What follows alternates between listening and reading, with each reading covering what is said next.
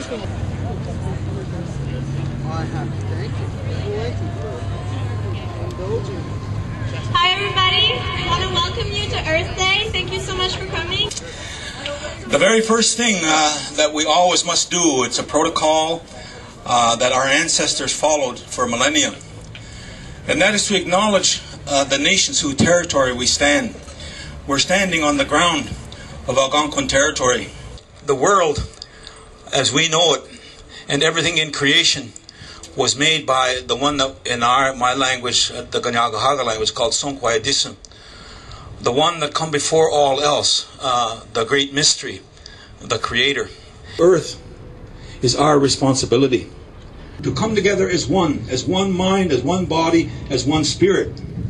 The air that we do not see, except that the trees express its movement. Not only to see our way around, but to see the beauty that the Creator has placed here.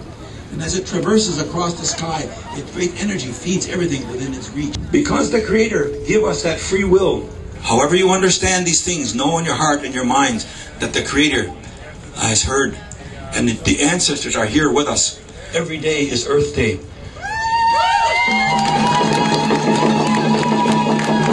I'm Wolf Clan, I'm Algonquin. Our drum group is representing in Washington Lodge, the Aboriginal Women's Lodge here in Ottawa. And being women, we are the water carriers. Therefore, we will be singing a water song. And with a little bit of respect from everybody, we can help our mother heal as she heals us. Thank you.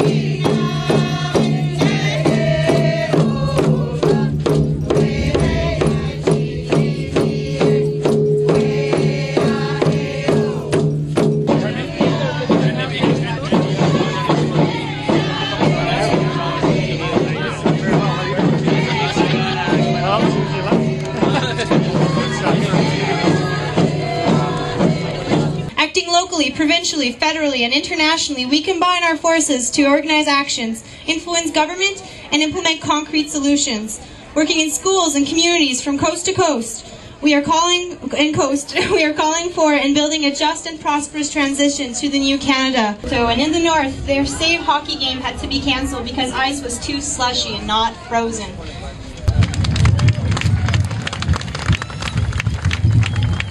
Since we are in Ottawa, and Ottawa is a town full of rumors, I'll give you the latest rumor. The latest rumor is that on Tuesday in Toronto, Mr. Baird will announce the sellout to the oil industry that this government intends to do and call that tough regulation for in the industry. Write a letter, talk to people, we have to raise hell or we're not going to protect the future. I'd really like to give a great big applause again to the youth. The youth, without the youth, this wouldn't be happening right now. I'd also like to thank Mother Earth. We've treated her pretty poorly, and yet today she shines, gives us great green grass to walk on, fresh air blowing across here.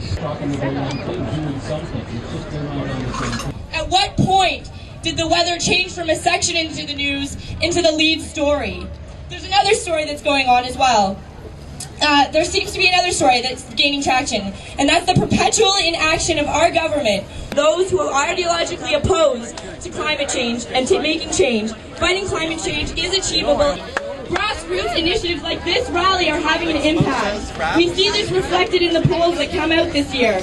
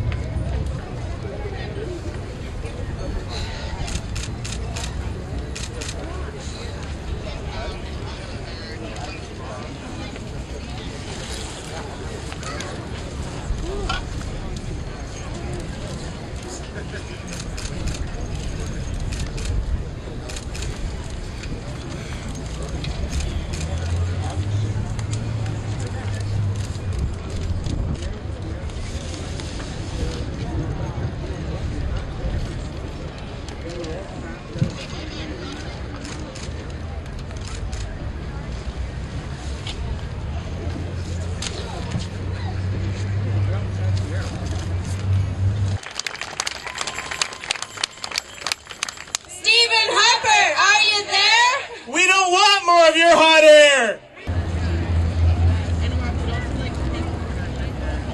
It's a stern message.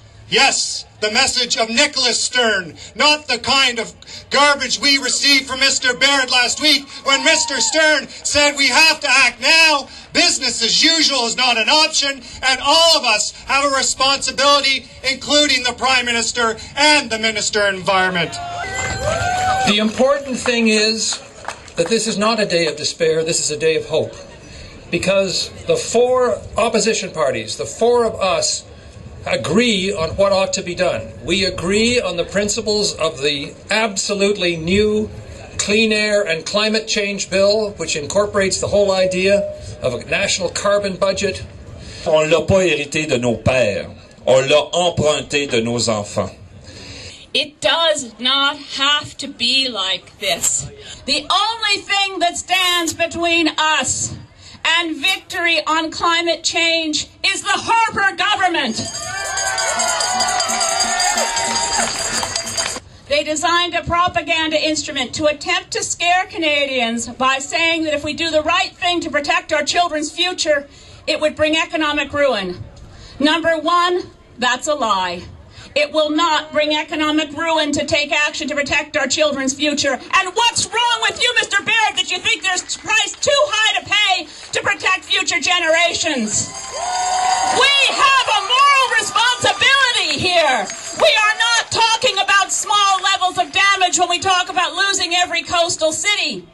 We are talking about the future of humanity, the future of civilization and life on this precious planet.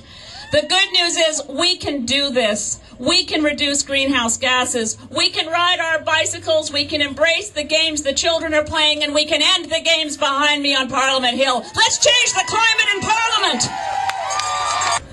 We're here to celebrate Earth Day. We don't celebrate enough. Now, what I'd like to do is leave you in a manner that's in keeping with celebrating Earth Day, optimistically, because we can do so much better than we've done to this point.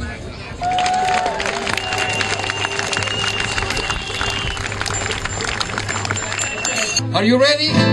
Hey ya ya yeah. Hey ya ya yeah. Hey ya ya yeah ya ya. Hey ya ya yeah.